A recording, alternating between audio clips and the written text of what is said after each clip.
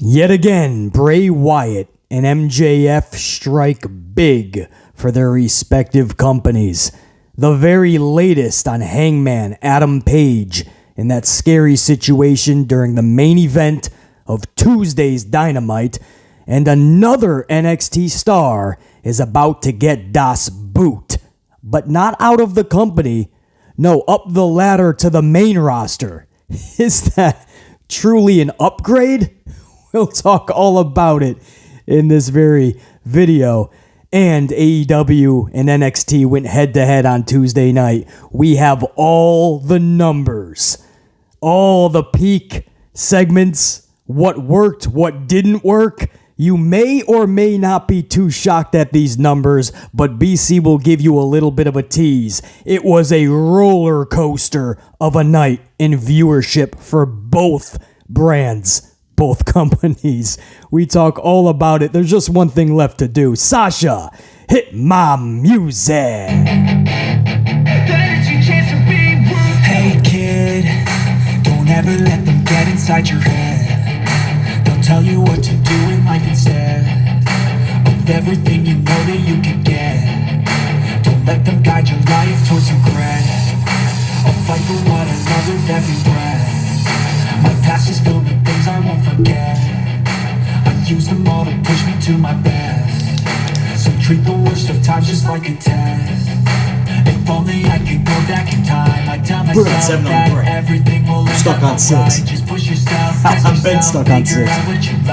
Find your limits, don't be rigid. No, it just hit stuck on the vid. Surround yourself with open minds. People can change your life. Still stuck. 7. Perfect. Thank you. Find the passion, take some action, and with a little time, just be patient, make a statement. All right, Sasha, go ahead and cut my music, please. Cut that shit. Cut it. Cut my music. My wonderful assistant, Sasha. She's been crushed. It's been a wild October, man. So much traveling. You guys know I was off nearly 10 days. I did an Extreme Rules review somehow out of the studio. And then you guys don't even realize in between videos, I'm actually doing a lot of traveling still. It's just, I'm trying to make it where you guys don't really notice too much as long as you got the set in the background. But, Sasha's been a tried and true, from the beginning. So much love over to Sasha. I got to give Sasha a salute, my assistant. Salute. Also, before I get going, man, before I get into Hangman Page, the latest on his condition, I got to give a shout out to one of my tried and trues here on the channel with that super thanks. Kevin MD threw BC a coffee in yesterday's video. I see that. Still highlighted, Kevin MD. That doesn't go away, so BC definitely caught that. $4.99. Coffee over to BC. Kevin MD says, Amplified 2.0 2018 edition. It's been a while. Kevin MD, I'm glad you enjoyed yesterday's video. It looks like you guys really loved that video. I enjoyed cutting it. It was the thumbnail just says a promo of a lifetime, and we talked in detail about William Regal, MJF. I didn't want to review both shows in full, NXT and AEW, but once I started talking about both, I had a lot to say. Before you knew it, it was over an hour long. It is what it is. But you guys seem to really have enjoyed that video. And Kevin MD, I appreciate that coffee. I'm glad you are enjoying the content. Always good seeing you up in here, Kevin MD, for sure. So let me give, you're throwing BC a coffee. Let me give you a proper salute. Kevin, I appreciate that. Super thanks, man. Never needed, always appreciated. So there was no way this video was being kicked off without thanking my super thankers, man. Kevin MD, much love and appreciation, as always. And before I get into anything else, I want to go over to Hangman Page, guys. The latest on that, as I told you in yesterday's vid, concussion. That is what it is being treated as. He was discharged early in the morning of Wednesday. So past midnight on Tuesday night. I think he was discharged, maybe around 12:30. It was early. 12:30 a.m. maybe, because that's when AEW sent out that message as well, 12:34 a.m. So discharged, treated for a concussion, not a neck injury that we know of. That's massive because we believe that he was out off of his feet, right? The clothesline itself looked like it took him out. because when he landed, it was just on the side of his head, basically, on the side of his neck. That's not how you land on a clothesline, obviously. Some people are saying, no, if you look back, he tried to break his fall. No, he did not. I saw a slow motion still caption, and it was just his head, like, tilted, landing on the can. It was bad. That tells us that he was already out off of his feet. The clothesline, it's not Mox's fault. This is one of those, it's not ballet type of situations. It's pro wrestling. So anybody blaming Mox, I mean, that's just foolish. I mean, it was a clothesline, and Hangman went to get too much spin on it because it was an inside-out clothesline. He knew that he was going to be flipped inside out like a fucking pizza pocket, and he was going to have to twirl, and he tried to get that running head start, and sometimes it's just a mistiming, and he got hit side of that head. The velocity was enough to knock him out off of his feet. Not on his feet, off of his feet, because he got knocked out while in air, and when he landed, it was just bad. And it could have been even worse because he landed on the side of that head and neck. I mean, that thing could have, you don't need me to tell you, it could have been really bad, but he got discharged with a concussion. And better news, Hangman himself actually released a statement. And Hangman says, and I quote, Hangman Adam Page, man, he says, and I quote, "Hey, thanks everyone for being so nice. I'm doing all right and feeling good today. I had a nice panini for lunch." Well, that's good. Maybe he hit up Panera Bread. I don't know. They got a good vanilla latte too, by the way. It's another story. "Thanks to Paul, Medical, Mox, Brandon, BJ, etc." And then in parentheses, he puts, "Insert introspective yet merciless quote about unfinished business here." So he's even got his sense of humor, you know. This is usually where on social the wrestler will say, "I'll be back better than ever and get my title shot," you know. But Hangman's just like, "I ain't got the time for that. I ain't feeling that good right now. I'm just going to end it here with a little bit of fucking amusement." So it's good to see him in good spirits, joking around, and having a panini. That's good to hear. So to Hangman Adam Page, seriously, man, much love to that dude. It was good to see the wrestling community just send out prayers. Even MJF, the dude, I don't know if it's really breaking character because he's kind of going face anyway, so he even put prayers to Hangman. You wouldn't see MJF really do something like that. Really cool to see. Big E was one of the first people to say prayers for MJF. This is a dude who broke his neck recently, so Big E knows about that. But unlike this situation where it's not really Mox's fault, it's not ballet situation. This is pro wrestling, and these things are going to happen. Unlike that, with Big E, man, that was just Ridge Holland being so green and so bad. That's not throwing shade. It looks like he's corrected himself a lot since, but we saw how reckless he was with other individuals. I always bring up Johnny Gargano. He dropped him on his head. He almost broke Johnny Gargano's neck.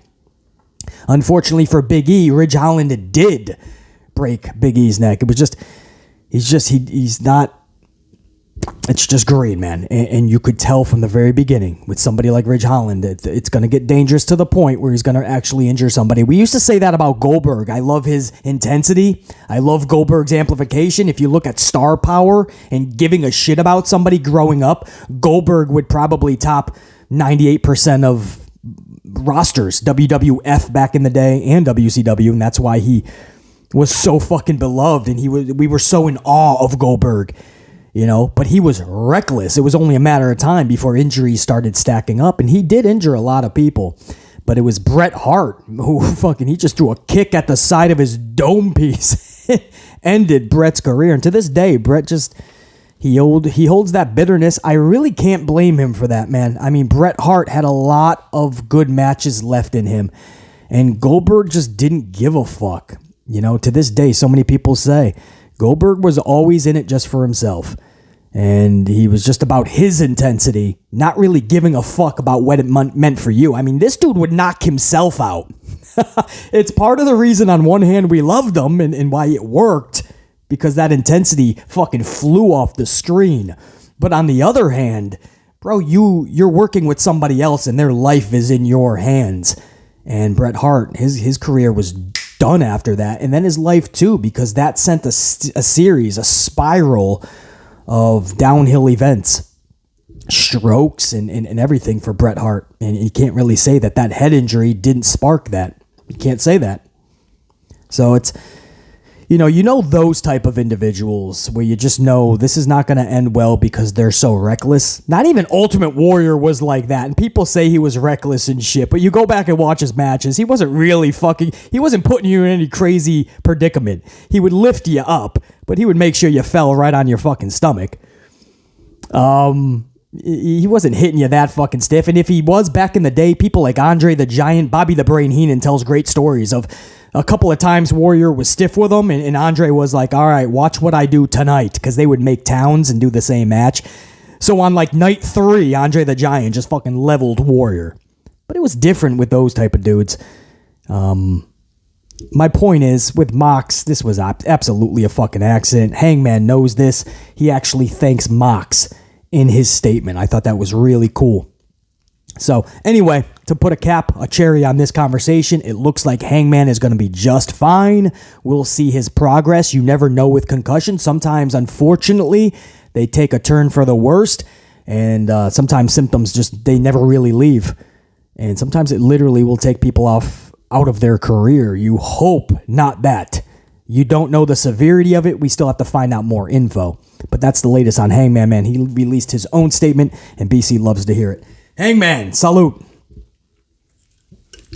All right, now what I would like to do, or should I do, let me talk to NXT real quick, man. There's an NXT superstar that's about to join, a plethora, actually. Raquel Perez. I'm getting all the name change. Raquel Rodriguez, Raquel Gonzalez, Roxanne Perez, Roxy. See what I mean? That's why I should just call her Roxy. Roxanne Perez is going over to the main roster. Now, we don't know if that's going to be a 50-50 deal where she's also doing NXT. Obviously, she's involved with the Cora Jades and title situation, all that. You never know how Triple H is going to utilize her. But Roxanne Perez is scheduled for a full-time main roster spot in the near future. In other words, NXT out. And on top of that, as you guys have probably already heard, Cora Jade is scheduled for a main roster spot as well. Kind of ironic that both are in this feud right now in NXT. And in the not so distant future, both are going to be solely on the main roster. But there's a new wrestler now that's making the rounds in the news cycle. And it's Cameron Grimes. He may not be going to the moon, baby, but he is going to the main roster. So a little bit of foreshadowing this past Tuesday night with the OC, Gallows and Anderson, that 6-man tag. A little bit of foreshadowing because he's going to be rubbing shoulders with a lot more than just the OC from the main roster. Cameron Grimes is heading up. It's long overdue. I mean, if Triple H is serious about it being a college type of deal like college football is to the NFL, well, if that's the case, if it's just developmental, which is what Triple H is trying to make you believe more than a brand, then Cameron Grimes is more than ready to be called up. Is that up in your eyes, or is that called down? I don't know. If it was under Vince McMahon solely, we used to say that was a demotion if you're going to the main roster. But with Triple H, I don't know. You want to give a little bit of a benefit of the doubt here. You know, things have been a little bit better, I would say. So I guess it's a promotion. You got to believe that H will use him a lot better than Vinnie Mac would. Cameron Grimes, I don't know. What's the character? I don't know. Under Vince McMahon, I think it would be a little bit of like Jamie Noble. Do you guys remember Jamie Noble? I'm Jamie Noble. He's still a fucking agent, I believe, backstage in WWE. I'm Jamie Noble. You better know my name. I'm out of the trailer park now, bitch. And he used to have a manager, Nydia. And she, I believe, won Tough Enough for the females. I believe that was Nydia who won that. Tough Enough. It was an old show. And you would fucking try to get a contract. Nydia didn't last too long. She was a beautiful gal. And I thought she actually had talent. I got to find out what happened to Nydia. Anyway, Cameron Grimes would have been used just like a Jamie Noble. I think there's going to be many more layers under Triple H. But, guys, in the near future, I don't know how fast this is going to happen. It could happen next week. It could happen in a month. But Cameron Grimes being called up, that's the latest that we're hearing anyway. So there is a lot of a new class that's kind of coming over to the main roster, and you kind of saw that coming. I mean, there's so many new names in NXT, a lot of people that I still have to do a lot of research on because I don't even really know them from the independents. So I guess this was long in the making. So Cameron Grimes, and I've always been big on Cameron anyway, so I'm looking forward to his one of his last feuds with LA Knight before he became Max Dupree. Vince. That Cameron Grimes LA Knight feud with the $1 Million Man Ted DiBiase in the multi-month storyline, absolutely loved it. I thought it was one of the high points of NXT and all of pro wrestling for its time, and that was not too long ago. So Cameron Grimes is still about to bring his A game. It'll be interesting to see what they do with him on the main roster. Now, let's talk some numbers, man. Bray fucking Wyatt. Let's fucking go. I've been telling you guys, man, because it's just facts. I choose to run a more fact-based channel. It doesn't mean that we don't give opinions or I don't give my thoughts. Of course, I run a wrestling podcast. I mean, on a normal video, it's usually about an hour long as it is. If I'm on a live stream, it can go 2, 3, sometimes 4 hours if I'm doing a full pay-per-view. So it's a podcast. We're going to talk about everything and anything, facts and just my feelings on everything. But I choose to run more fact-based because then we can all be on the same page together and help change the wrestling landscape. I think that's the best thing, right? We always just want to say it's always good to disagree because then we all have our different thoughts and opinions, and that's great, but you're not really changing anything at that point. When we can talk about the facts, then we can decide what is working, what is not, what is good, what is bad, what's great, and what's ugly. And that's why I choose to do that with this channel. There's a million channels that talk wrestling, man. You know, you could choose anybody and you can all give your opinions and thoughts and disagree with each other and have conversation. Oh, it's great. But I choose to, it's not a full-time job for me. This is more of a fucking hobby where in my off time, I love talking about pro wrestling anyway. That's why I started a channel. I saw pro wrestling kind of going into the shitter, so I said, you know what? I'm going to fucking talk about it and hopefully help. You know, and over time, over the last 5-6 years that I've been making content, even wrestlers have caught the channel and thanked BC and enjoyed the content, and hopefully fucking I've been able to help. But one of the main things I've been talking about in the realm of facts is how Bray Wyatt, even with all the chatter on social or in the wrestling world about hocus pocus and magic, man, and there's no place for it in wrestling in 2022. It's exposing the business. And I'm like, well, he's Bray Wyatt's number one in everything, man, in all the metrics. He's always the highest rated segment of the show, or one of, if he's not like a lead-in or something, which is usually the highest peak. He's always number one on the social media trends.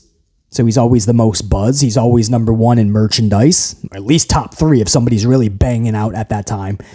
But his merchandise he's always the chatter. He's always the loudest pop. Not just when he returns, but I always bring back WrestleMania, him and Randy Orton and Alexa on the Jack in the Box, and he's looking at Alexa. Alexa's looking at... Listen to that pop. It's the loudest for in-ring. Anything that happened in the ring, it's the loudest pop of all of WrestleMania. It was the most engaging. Look at the crowd during that time. And those are the moments that Bray Wyatt always delivers. Now, Vince McMahon absolutely fucked it up several times. We talk about it all the time. Hell in a Cell with Seth Rollins. I get it. Randy Orton, one RKO at that same WrestleMania and ending the Fiend. What the fuck? Goldberg, obviously, taking the strap in Saudi Arabia and doing it so simplistically. And that was one of the... I flipped out in that review because that was so unacceptable. But obviously, Vince fucked it up as far as the big matches where Bray should have looked better, even in defeat. No doubt Vince fucked that up. But booking-wise, Bray was doing really good. Even the Firefly Funhouse, people were into that. There was a buzz. The segments are rated the highest of the show. It was one of the only things that most people were looking forward to, and that's the Firefly Funhouse, man. That's not even Bray in the ring cutting a promo, nothing. So... You know, the hocus pocus and the magic and the voodoo, it has no place. It's exposing the business. That's absolutely bullshit. I've said this since Bray has returned 85 times. I've said it 1,000,000 times in the past. I'll say it another 1,000,000. Exposing the business is having your little fucking gymnastics competition, gymnastic exhibition Because that's what most wrestling matches are today. And everybody does their flips and dives. And nobody sells a damn move. So you guys know it. Let's do it together, man. You take what? 6 Canadian destroyers, 5 pedigrees, 4 Wardlow bombs, 3 Batista bombs, a sharpshooter for 30 minutes, and then 16 super kicks. And you kick out at 2.5. And that's not exposing the business today? You jump up off your feet after taking all of those moves? That's not exposing the business to you because you might get 5 stars out of it from Melty Boy. But if Bray wants to fucking put the lights out and do some fucking shit with the lights and the music and there's fucking Abby the Witch wants to, that's fucking exposing it to you. Undertaker shooting lightning bolts out of his hand and then coming up out of a fucking grave is okay. Shango causing voodoo on Warrior. Nobody fucking bitched and complained, probably because there wasn't social to do that back in the day. But it worked.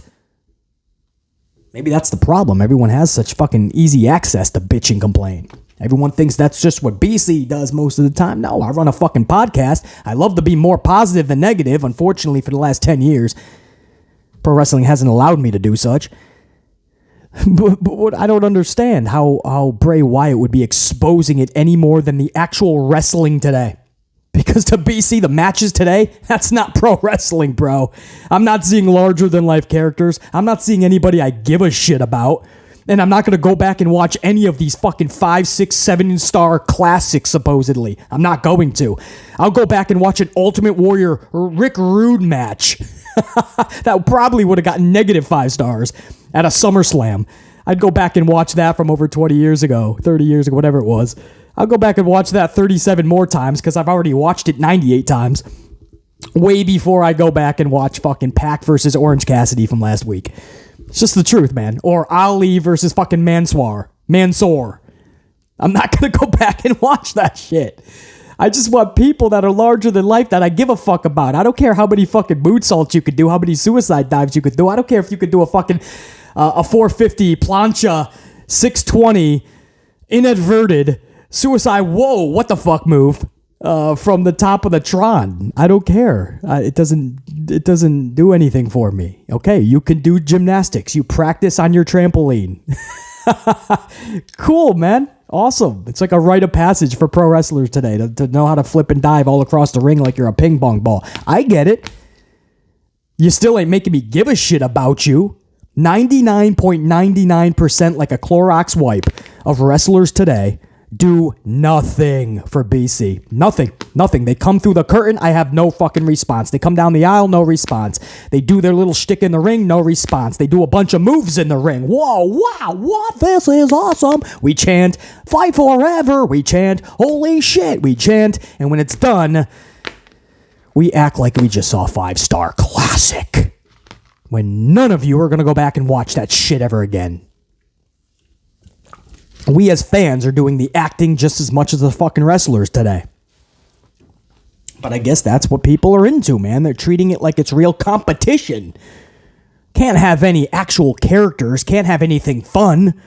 Can't have somebody like Bray Wyatt actually captivating people. You can't have a television show with wrestling. What? What are we doing, man, in 2022? What are we doing? Are you surprised ratings are in the shitter? You surprised? No, man, no. But instead, we just go, well, football was on. Baseball was on. Basketball was on. The president was on. It was a holiday. And for fucking 31 weeks out of the 52, how many weeks are in a fucking year, Sasha? Was it 52? 52. I don't know why I was thinking 56. 31 weeks out of 52, you can easily come up with an excuse as to why ratings were in the shitter, and that's what we do in 2022. Instead of saying, you know what if we produced a better show? What if on our show we had larger-than-life characters that made people take the remote and put that shit down? What if? Bray Wyatt. All right, this all comes full circle, this conversation. Back to Bray Wyatt, who BC has said from day fucking one moves the fucking needle. He just moves the metric into the up, into the positives. It wasn't just my opinion because I'm a Bray fan, right? Everybody likes to say, oh, Bray, that's your BC, that's your boy, man. You're always going to speak positively. That's not true. Okay, it is true that that's my boy, no doubt. You got to be careful when you're a podcaster who you say you're a fan of, because people will always go, oh, that's your boy, right? So I really like to limit who I say I'm a fan of. And that's why I keep it to what? Maybe a handful? I mean, who do I really say I'm a fan of, guys? Bray Wyatt, MJF, Sasha Banks, Io Shirai, Sky, and Mahal, I do say. I know that's the wild card. People don't understand that one. And Jay Lethal, I guess that would be the 5. There's other people I speak very highly of, like Dakota Kai's and Bailey's and so many others. But as far as a fan of, I don't usually say that often. And if you want to use the excuse that I just speak positively because they are my boy or that is my gal, the truth of the matter is I'm even more harsh on them because of my respect and admiration for them. I'm more hard on them. I mean, you guys remember when Sasha was with Bailey in the Boston Hug connection and how much I was flipping out on that. It absolutely sucked. Sasha was in the ring dancing on a lot of weeks. I mean, that was a weird, dark time for Sasha. And you're saying, well, she was happy and dancing, BC. Yeah, that's the part. She was fucking dancing. One of the best female wrestlers, if not the best in the world. And she's dancing and in a Boston Hug connection. When I knew that Vince McMahon was not going to give them an ounce of fucking time to make a tag team division relevant or be a relevant tag team. I knew that from the jump. I spoke passionately, so amplified about that every time I put out a video. And in the end, unfortunately, I was correct. To the point where Sasha even had to fucking take off. Leave the company, and that was the first time. And I do not blame her at all. I saw it coming from a mile away. I was extra hard on it. The Sasha crew, this channel has always been huge for the Sasha crew. They were like, oh, BC, you're being hard on her, man. I mean, we love you, but... And I'm like, I hear you. I mean, that's my crew. I hear you, but we got to be honest. This is not the best way to book Sasha Banks, man. While Charlotte Flair, Charlie's over there getting fucking 87 championships just so she can beat her father and be one of the greatest female wrestlers of all time. There's just one problem. She's not even in the same fucking league as Sasha Banks. Sasha Banks will run fucking circles around the division in any company. And to watch her dancing and being in a Boston Hug connection was just odd. My point is, I'll be even more harsh. Bray Wyatt, you go back to that time when he lost against Goldberg. You guys tell me it's one of the most amplified vids I've ever put out. It was audio format only. I believe I was like in New England or some shit. I think I was in a car. It was like fucking -30 or something. It was cold as fuck. As I'm shooting the video, smoke is fucking coming out of my mouth. That's how cold it is. And I'm fucking screaming about Goldberg making Bray Wyatt look like a fucking idiot and how Vince McMahon could do him so filthy. You guys tell me that's one of your favorite videos. That was audio only. It wasn't even a visual. And I was just fucking flipping out. I mean, that's what I mean. If you're my boy, if you're my gal, I'm going to be extra harsh on you because I know what you're capable of and what you should be getting, and I ain't going to deal with any bullshit or allow it. So I'm extra hard on that shit. So to say that it's just Bray and that's my boy and that's why I'm always giving him praise. No, I'm going by facts, guys. Facts will tell you that Sasha Banks is one of the best wrestlers in the world because everybody, what do I always say? My tried and true is I'm like a broken record. She gives everybody their best match. From Bailey to Bianca Belair to Becky Lynch to Charlie Flair, most of them several times. Their best match, they will tell you, is with Sasha. Well, when you're a common denominator, that means you are the superstar. That's why I give Sasha that credit. It's not just because I'm a fan. Bray Wyatt, he's always number one in all the metrics. It's not a coincidence. People are captivated by this dude. And then you get the fucking idiots that are like, he doesn't move the needle. Bray sucks. Bray's boring. Fuck the magic. No. Absolutely not. We absolutely love Bray Wyatt. That's obvious by the metrics and the numbers, and we'll take more of that. Thanks. Bray Wyatt is a bona fide superstar. I don't need to sell you on that. The latest evidence we have is Smackdown, Friday night. SmackDown pulled in a 2.274 as a program, just under 2.3. That is up from the week previous is 2.2, I believe 2.4 or 3.4. So they gained another 40, 50,000-ish from the week previous. So as a whole, the show was up. And on top of that, the 18 to 49 demo was a 0.54, number one in the night. So a 0.54 for the 1849 demo, which is the most important actual aged demo. So as a show, everything up. Bray himself, that segment with Bray Wyatt ending the show, pulled in a 2.326 with a 0.58 in the 18 to 49 demo. So let me go over that. The show as a whole pulled a 2.27. Bray himself pulled a 2.32. Bro, Bray himself, and this is not even a lead-in, which usually your top-rated segment is that first segment of the night when everybody's got the remote in their hand. They're ready to change it. They need you to give them a reason to put the remote down. So a lot of people do. Most people keep flicking because what they're seeing or hearing for the rest of the 2 hours is not worth their time. So they're flip. And that's why you see a big dip after the first couple of minutes on a show. But right from the jump, you see your peak because everybody is waiting for you, the promoter, to give them a reason to put the remote down. Usually as the show goes on, you just dip more and more. You'll see some bit of an influx if it's a good segment, right? If you got a really good main event, maybe it'll go up a little bit. But for the fucking end of the night, the final segment of the 2 hours, to peak your show and go over your average, to go over your actual show total at a 2.27, and for Bray to pull in a 2.32 at the end of the show, not at the beginning. Goosebumps, bro. That's my boy, Wyndham Rotunda. That, my friends, is Bray motherfucking Wyatt. And if you haven't put respect on his name yet, now's a good time to do so. Or you're just a fucking hater and that's fine, right? If you got haters, you're doing something right anyway. So I'm sure Bray doesn't give a fuck. Wyndham Rotunda doesn't give a fuck. But at this point, if you're not giving this dude his props and his daps and his respect, then it's just a hater type situation. You're never going to like Bray. I get it.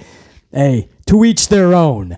It's going to be a rough patch for you every time Bray is out there. Because for the rest of us, we're going to enjoy what this dude is doing. He has given us a buzz. He has given us something to talk about with the QR codes and trying to figure out and decipher what it all means. That awesome debut at Extreme Rules. That passionate, awesome promo on Friday night between him and MJF, electrifying the wrestling world and giving us something to talk about. It's always Bray Wyatt, if you've noticed. We're always talking about something that Bray Wyatt is creating. And once again, this dude pulls in big, the highest rated segment with a fucking promo at the end of the show. That's what BC always tells you. It's what this guy does. He's a ratings machine. The only thing he knows how to do is just be number one. He just knows how to make the company money. He just knows how to create a buzz. The only thing he knows is to just be a fucking creative genius. And that's what wrestling needs. I'm telling you right now, if you were wondering why it's been on life support for so long, it needs fucking characters. Even in 2022. I will take Bray Wyatt in a segment that he is in. I don't care if he's cutting a promo like he did Friday, or he brings back a Firefly Funhouse, or he's in the Upside Down, Stranger Things territory. I don't care what he's doing. It's going to be way more entertaining than watching Mansoor compete against fucking Mace, or Mansoor and even Ali. Sorry if that fucking stings. I like Ali. I like Ricochet. Their matches are fucking boring because I don't care about Ricochet. I don't care about Ali. I don't care about Pac. I don't care about Penta. I don't care about them. There's no reason to. They're going to go out and they're going to have matches. They're going to put on moves. What's the storyline that is captivating me? What about these individuals is really making you go, oh my God, it's Pac! And you're getting off your feet like a fucking Stone Cold's glass just shattered. What about Ali when he comes through the curtain? Or fucking Ricochet is making you go, oh, fuck everything. Fuck everything. This is gonna be insane. Stop talking to me, Diana. Fucking Ali's coming to the ring. This is fucking mind-boggling. I gotta take a picture. I gotta fucking talk about Ali! Over here! Who's making you do that? Who? Back in the Attitude Era, I had fucking 20 names I could spit at you that were doing that. 25 fucking names. Nobody's doing that. But it's Bray Wyatt bringing it down. Okay, buddy. There you go. Thank goodness you don't have a fucking voice in the pro wrestling world. Because damn, man. You can have 1,000,000 matches in a row. Majority can be 5 and even 6-star classics from Meltzy Boy. And none of it will equal what MJF just did this Tuesday night and what Bray Wyatt did on Friday night. None of it. Pro wrestling is based on way more than moves in the ring. It's larger than life characters engaged in storylines that captivate us. Beefs and feuds that we need to see the culmination of over time. It's the foundation that wrestling was based upon. It was built upon that. The moves, what you're seeing in the ring, that's the vehicle. That's the vehicle on the highway. You got to make the vehicle. You got to pack the luggage. You got to pack that vehicle. You got to have the destination. All of that is just as and even more important. In 2022, we've seemed to have lost that. And everybody's just okay with somebody throwing on black tights and getting in the ring and doing gymnastics for 20, 25 minutes. We're going to yell through all our chants. Holy shit, fight forever. This is awesome. We'll do them all. Maybe twice, 3 times in a match. And then we'll sit down like we just fucking had a 45-minute sex session, right? And you need a cigarette after that, man. Exhausted. Wow, I just saw a clinic, a classic. You're never gonna watch it again, though. You know, I just, it's not a coincidence. I'm gonna use this as a vehicle to go over to the, and that's a 0.58 in the demo, by the way, which is 0.4 even more than the show's total average. So Bray even brought in the 18 to 49s, bigger than any segment has in recent time as well for SmackDown. And I want to use that as a vehicle to show you guys the quarters for AEW and NXT head to head, to just give you guys a glimpse into what I am talking about, right? Because you could easily say again, oh, BC, that's your opinion, man. Okay, so allow me to go to facts to show you it's not just my opinion. AEW Dynamite, and hopefully Sasha can put this up in post-edit. This is thanks to WrestleNomics. As always, Brandon Thurston is just amazing. WrestleNomics is amazing.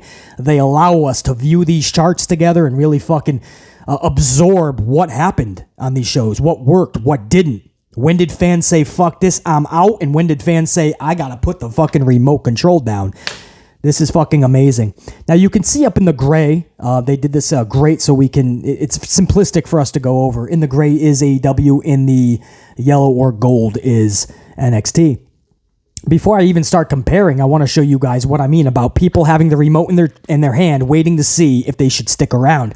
Look at that first segment for AEW, 1,062,000. That was the lead-in, by the way. Sporting event leading into that. What was it? MLB play? I think it was the playoffs, correct? I think it was the Yankees and Guardians. Was that Tuesday night? Yeah, because we beat the Guardians. It ended around 7:30, 7:45, and then we had a lead-in for 8 o'clock. Something like that. So they had a really big lead-in. That's why it was over 1 million, too, on a Tuesday night, if you're wondering, right? Because that's almost not fair to the segments that followed. That was a huge lead-in. They were never going to sustain that, per se, unless you had something catastrophic at the beginning, which I say go for the Grand Slam if you're going to have put on a show. But Tony Khan played it a little bit safer, and he started with Death Triangle and Best Friends in Orange Cassidy. And as you can see, that just lost over 200,000 viewers, 34, 44, 54.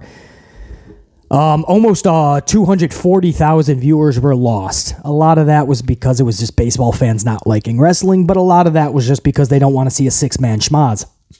So they lost a ton from the jump, 240 nearly. And then they lost another 27,000 when they went into Storm and Sheeta. That's just unfortunately just a lot of wrestling fans. Especially AEW, we found, they just don't like women's wrestling, but it's across the board. Women's wrestling just does not connect with the U.S.-based crowds. It's odd because I think wrestling for women is, we could be at the best of times in terms of talent. I think we definitely are. In terms of talent, we are at the best era and time ever for women's wrestling. And it's just fans don't give it a real chance. And in turn, because of the numbers, they're not bringing them in. The promoters are so scared to put them out there in certain segments. So it's a negative catch-22 there where you just can't win. It's a vicious cycle.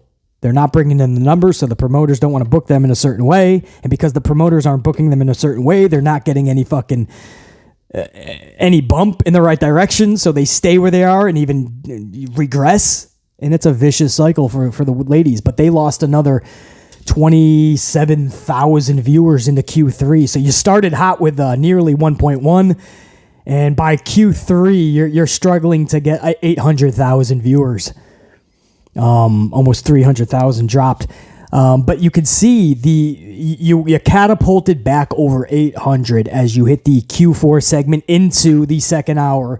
And that was MJF, William Regal, bringing back the 30,000 viewers. So you lost 27 from Q2 to Q3. MJF was able to get all 27 back and then a few thousand more. 30,000 up climb up to 827,000. That is the highest rated segment of the night if you take out Q1, which again had the massive lead-in from the MLB playoffs. So if you take that aside, which is always that, and I always said, man, if you follow this channel religiously, I always said CM Punk would always be later in the show, and he was never highest rated. MJF was peaking him most weeks. MJF was higher rated than Punk.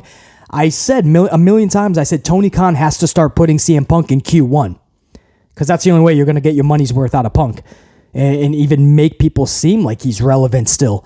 And sure enough, after finally Tony Khan listened, he started putting CM Punk in Q1, and Q1 started being even topping MJF at that point. MJF was then and only then bumped to number 2. So with this massive lead-in, this is the only thing that took away MJF. Because MJF, yet again, look at this gray line, man. MJF put the show on his back and brought it back to a reasonable number, 827. Because after that, you guys look at what MJF and Regal did, which was just phenomenal. I call it a promo of a lifetime. And after that, guys, you see that they dropped to 645. That's what? That's 155, 165, 182,000 viewers checked out after MJF and William Regal. 182,000 people left after MJF. And unfortunately, Jericho and Dalton Castle lost another 28, 38, 27,000 viewers. So if you add the 27 onto the 182, you got 192, 202. It's like 209.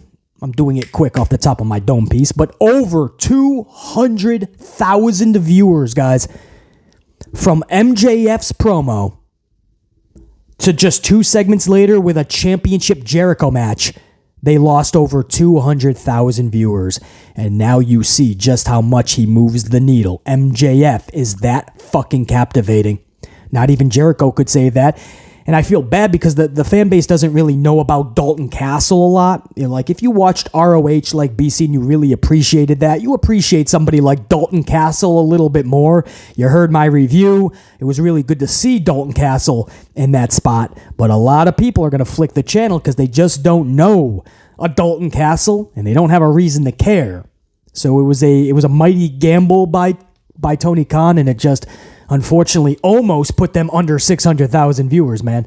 Less than 20,000 away.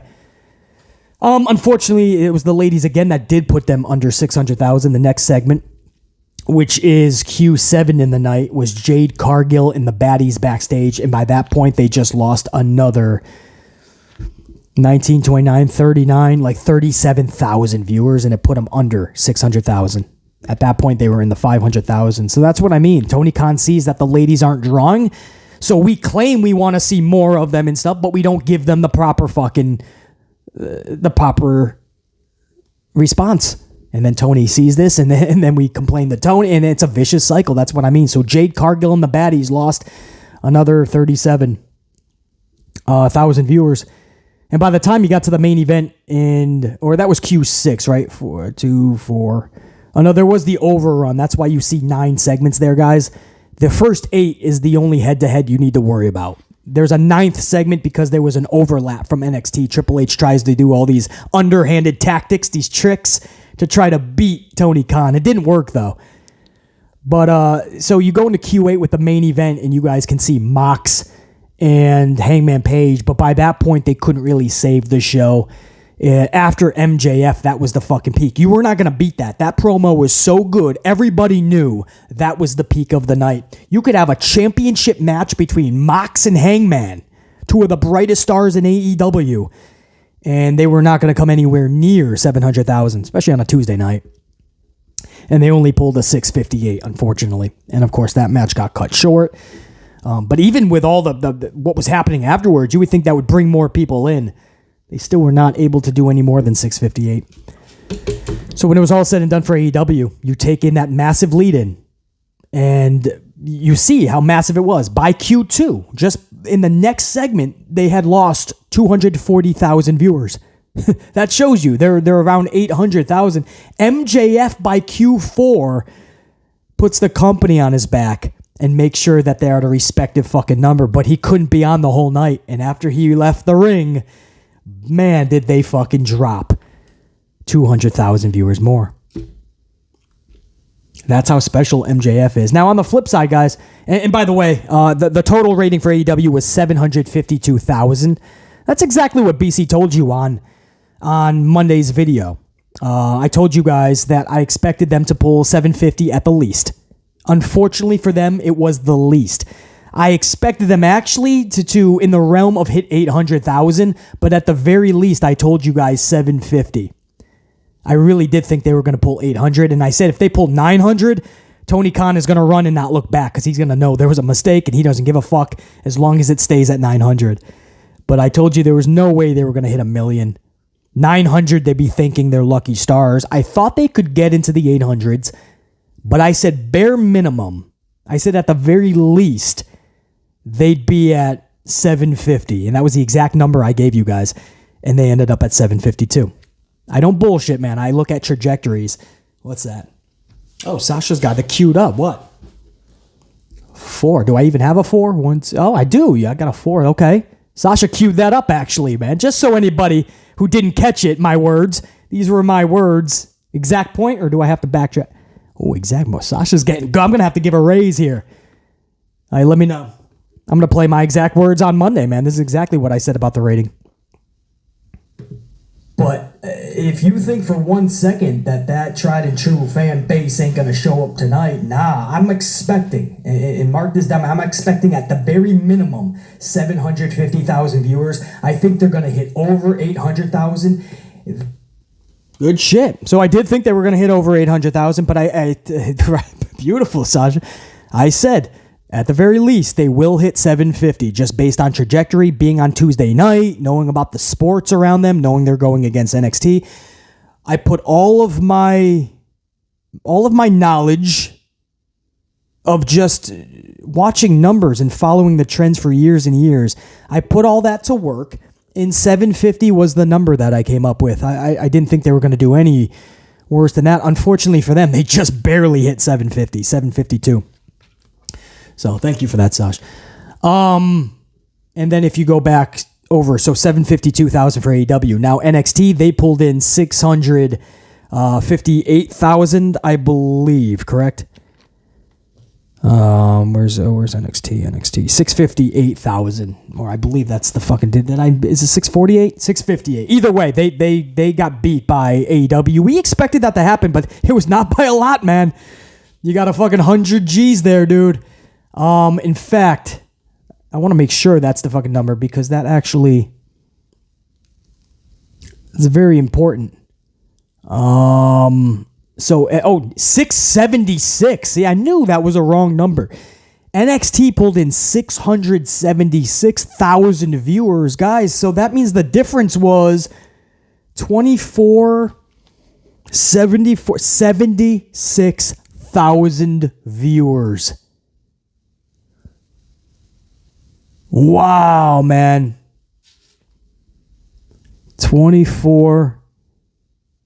76,000 viewers separated AEW and NXT. I did not think that was going to happen. I thought $150. I thought AEW would win based on all the metrics that we follow and the trends. I thought $150 at least. I mean, it's not a win for NXT, but to be that close to 700,000 with that much competition, and they even had their highest 18 to 49 demo, guys. Their highest fucking demo in a long time. So even though they got defeated, it's a little victory for NXT.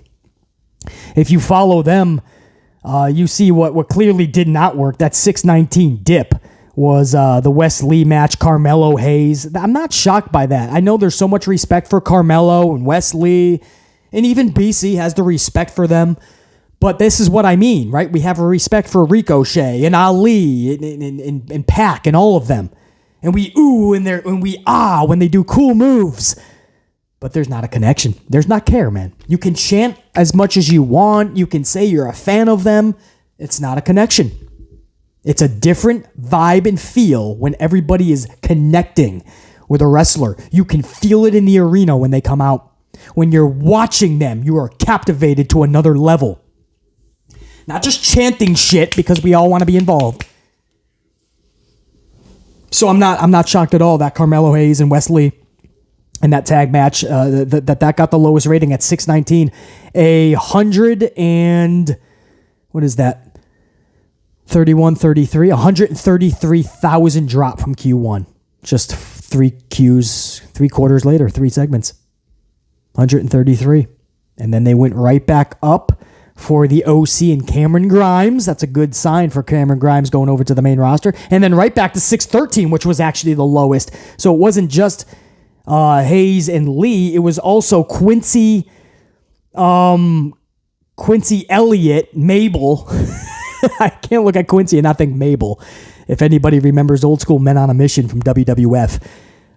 So it's a lot of these homegrown NXT talents that just don't connect in a way, and maybe that's why Triple H thought that he needed to have this be main roster heavy on Tuesday night. I disagree with that, but I mean, they're looking at the ratings. This is why when people say ratings don't matter, they don't know what they're talking about. You see things because of ratings. You see the women not put in certain spots because we know for a fact, Tony Khan mentions it fucking 7 times a day, how vividly he's watching ratings. And that's why you see certain things on Tony Khan's show placed where they are or not placed at all. Over in NXT, if you were wondering why it was so main roster heavy, is because H thought that was their best chance to compete with AEW, and he ended up being right. 76,000 was the only fucking difference between the two shows. And you see in the ratings which ones were the lowest by a landslide. It was those NXT versus NXT type of matches and not the main roster stars. And by the end of the night, KO was able to put them back over 700. So you got to believe that was not fucking Dragunov. And it wasn't Austin Theory. And it sure as hell wasn't JD McDonut. McDonut didn't do that. No, it was... And that's not shade to them. You know, they're good wrestlers in their own right. And hopefully they will captivate us in the future to another level. But, I mean, that segment didn't really do much. People were just waiting to see what Kevin Owens did. That's the only reason he would jump up 84,000 viewers from Q7 or Q8 into the overrun. and you're getting help from people that their show just ended, because again, that was an overrun, guys. So their show just ended, so they're flipping channels and they caught NXT. That helped them get over 700 as well. I'm just going over every fucking possible situation. I am fucking amazing at what I do, Sasha. That's why I'm the best in this fucking game, bruh. Damn, Sash. She over there fucking smiling. She knows I'm the best at what I do. I'm breaking this shit down, man. And again, Brandon Thurston makes it so easy for us to do that. I think that dude so much. Salute in WrestleNomics. Definitely, if you guys ever want to get into numbers like BC, those are the people to follow and go by. They're always simplifying it for you guys and really making you understand. And if you don't want to follow numbers, you just want to enjoy wrestling, then that's fine too, man. But just know that, we can do both. We can enjoy the shows and then really get into the business side of it. It's okay. It doesn't take us away from enjoying the show. And if you wonder why is Blaisley always talking about it? Because I run a wrestling podcast. I don't know any other way to put it. That's why you come here, you click on these vids. Most of them are over an hour. We talk about wrestling for hours. It's a podcast about wrestling, guys. We don't talk about Twinkies. We don't talk about fucking how to build a fucking desk. We're not a cooking channel. We're not a guitar learning channel, how to play the guitar. We don't pick daisies. We're not a gardening channel. We're not a channel about how to play in traffic safely. We're just not. We're a wrestling channel. It boggles my mind that people are, why do they talk about that? Because it's important. It's very important. And you guys see, man, what works, what's not. And this is why the promoters are going to make, I should say, decisions in the future. It's okay to know why things are being done ahead of time. When your favorite show gets booted from the air, you'll be clueless. We, the ones that followed from the beginning, the numbers, we won't be shocked that our favorite shows got canceled. They just didn't pull in enough. Rampage, Smackdown, we talk about it pulling in almost 2.274 this last week. Almost a 2.3. Rampage pulled in 458,000 viewers. Could you imagine if they lost 100,000 viewers within the next year? They're at a 348, 358, 350, let's say. At that point, you got to believe TNT is going to have to boot them off the air. Because I always say this, you can get a Law & Order or a Blue Bloods or something like that to pull in fucking 250. And even though you don't have quite the viewership of 350, it's way cheaper to produce. Because even though they bought the rights to the show, that's the bulk money that Con gets. They get that back in the advertisements now. Right? That's how that works. But every single time a show needs to be produced, there's a production fee that the network pays. Back in the day, the USA Network used to pay Vince McMahon $100,000 a show. Every single time there was a Monday Night Raw, guys, there was a production cost that the network pays, $100,000 on top of the deal that they already had. And I heard over years that it did get cut down to $50,000. I'm not sure where it's at right now, but there's a production cost. And they can cut down that money, man. And the advertisers are still going to fucking be able to fill 2 hours. So they're going to probably save money by booting you. That's my point. I can go on and on, but, I'm not going to fucking, it's not exactly class and it's not exactly school. Some of you guys are just getting out of school and catching this. Professor BC is about to keep you guys here all fucking day, but that's the numbers, guys. We had to talk about it. Massive W's for Bray Wyatt and MJF. They're just phenomenal at what they do. I've said this a million times. It's not an opinion. It's just, as you have just seen today, class was in session and BC showed you again just how fucking good they are. Just what they do for the company, for the shows that they are on, and for the fans, to generate that buzz, to captivate us, to get us intrigued, to get us interested to the point where we put the fucking remote down. There's not enough of those wrestlers today. There's not. Everybody else is the same, man. They can all do flips and the dives. They're like a carbon copy of one another. They're like a fucking a box being shipped out of the Amazon distribution center on the assembly line. Every wrestler is just on an assembly line, ready to be fucking shipped out for distribution. Nobody's unique.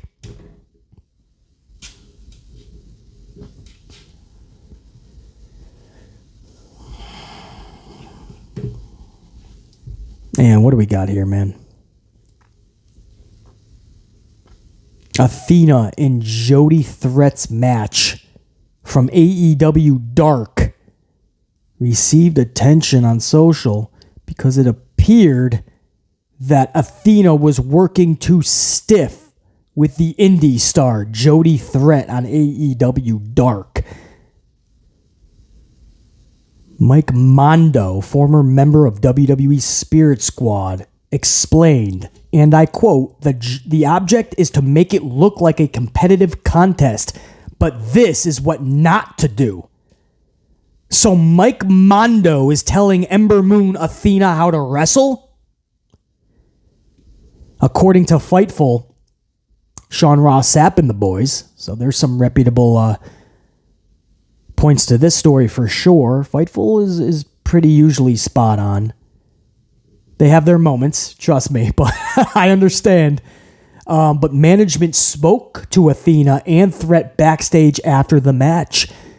Management felt that Athena became too aggressive in the match and checked on both women to make sure everything was fine. Everything was said to be good. No confrontation occurred. The reason given for Athena's aggression was because of the fan reaction prior to their match. Threat, who is from Toronto, received a huge ovation, and Athena switched roles to work more of a heel, so it's going to be a bit more stiff looking. Maybe some shots actually got in. Apparently, Threat slipped on where her comeback was supposed to be and became lost in the ring before asking Athena what came next in the match. It was from that point on the physicality was turned up a notch on Athena's part. While Threat had no problem handling the physicality, the communication should have been clearer, says management. So this just seems like a point where an independent wrestler in Jody Threat just got lost in the match, is what is being reported, and it was becoming sloppy and fucked up. The match was looking ugly. It's going to be on something. I don't know where AEW Dark is. Maybe it's just on fucking YouTube. Maybe it's fucking, I don't know, maybe a Hulu Prime? I don't know. Is there a Hulu Prime? Everything's Plus these days. Disney Plus, Hulu Plus. There's going to be a Peacock Plus. Your mother's ass Plus. Who the fuck knows? Wherever you find AEW Dark, I mean, Athena didn't want that bad of a match to happen, so she already knew it was going off the rails, so she upticked the physicality a bit. There's no problem with Ember Moon's wrestling, so this is clearly a one-off. If everybody's making a big deal out of this, absolutely right back stupid. Come on, man. This is a non-issue. This just popped across my screen here that Sash sent over. I appreciate that. Who was that from, Sash? Wrestle Inc.? Wow, we haven't done a Wrestle Inc. in a long time. But that was reported also by Fightful and so many others. So thank you for that. Sash emailed me that story while we're fucking live. Best assistant ever. So I think that's going to be it, man. I'm putting no stock in. I mean, I believe the story is absolutely legit, but I think that's just it's a one-off, man. Yeah, and as far as Ace Steel, I want to talk about that real quick. Ace Steel's departure, then I don't see how CM Punk is not next. If that was enough of an altercation and it went down that drastically, that Ace Steel is gone, then how the fuck was Punk not in the same fucking realm of catalyst to the problem?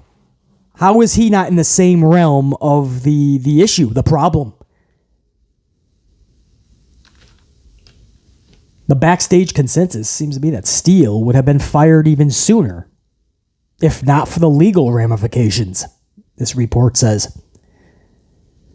Steele's bite marks on Kenny Omega remained visible when Omega was in Japan.